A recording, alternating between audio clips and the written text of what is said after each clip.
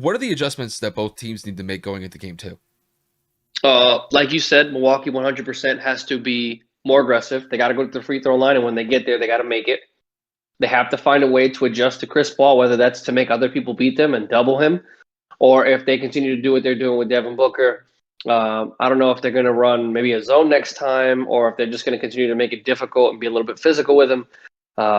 Regardless, Milwaukee has to turn around a lot of things. I think Phoenix just has to kind of key in on some other things. I know they like what they saw from Devin in terms of being aggressive. I know they like and love what they saw from Chris Paul and finding the mismatches. But if Devin is able to get a little bit more efficient from the field, if Jay Crowder is able to hit a couple of more shots, maybe get himself into a rhythm, I would say finding a way to guard Chris Middleton a little bit easier. I mean, if I'm really looking at it, I think Phoenix played a really good basketball game, but defensively they did kind of slack to a certain extent in some instances where Chris went on those individual runs. So I would say probably hone in defensively and figure out a way to maybe get the ball out of Chris's hands.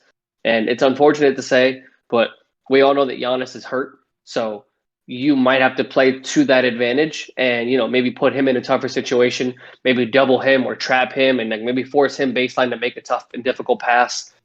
So there are some things that Phoenix will have to work on in terms of defensive adjustments, but offensively, I thought that they played great. And obviously, as anybody else would say, there is room for improvement. I think if I'm Milwaukee here, you have to attack the paint. I think you have to make it a focal point to do that simply because, look, you've got Giannis and you have Brook Lopez.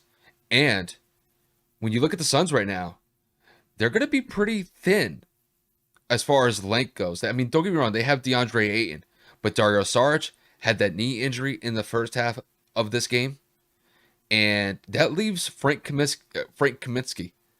He hasn't got a lot of playing time throughout the postseason. A boy out of Wisconsin. So if I'm Mike Budenholzer here, I'm looking at that matchup. Okay, it's like, one-on-one with Giannis and maybe DeAndre Ayton or Brook Lopez with DeAndre Ayton. It might be a wash there, but it's going to leave one of those two open for some opportunities.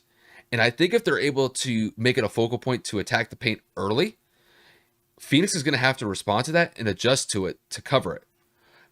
What that's going to eventually lead to is some open spots for either some mid-range jumpers or some good three-point shots either later in the game. I think they kind of have to take a page out of their own playbook when they made it a focal point in Game 5 against the Atlanta Hawks, where Brook Lopez dropped 33 points on like 14 of 18 shooting. I think if they can try to get that type of production from either Giannis or Brook Lopez, or just both of them together, I think it's going to open up some opportunities for Drew Holiday to knock down some jumpers, Chris Middleton to knock down some jumpers, and then the role players have to step up. Jeff Teague, Pat Connaughton, Bryn Forbes, if these guys get some open looks and they get into a rhythm, it could bode well for Milwaukee going into game two. As far as Phoenix goes, as far as some adjustments that they have to make, I think as long as they keep feeding Ayton, I think they'll be fine. Because the one thing that I saw in this game, in game one, was that Chris Paul or Devin Booker, whichever one of them was handling the ball, they were looking at Ayton when they were running that pick and roll, and Ayton was able to get some easy buckets from that. So I think if they're able to exploit that pick and roll against Milwaukee's defense again in game two, I think it's going to bode well for them. Outside of that, just make sure that your role players are getting good production. Cam Johnson, solid night for game one. Cameron Payton, same thing.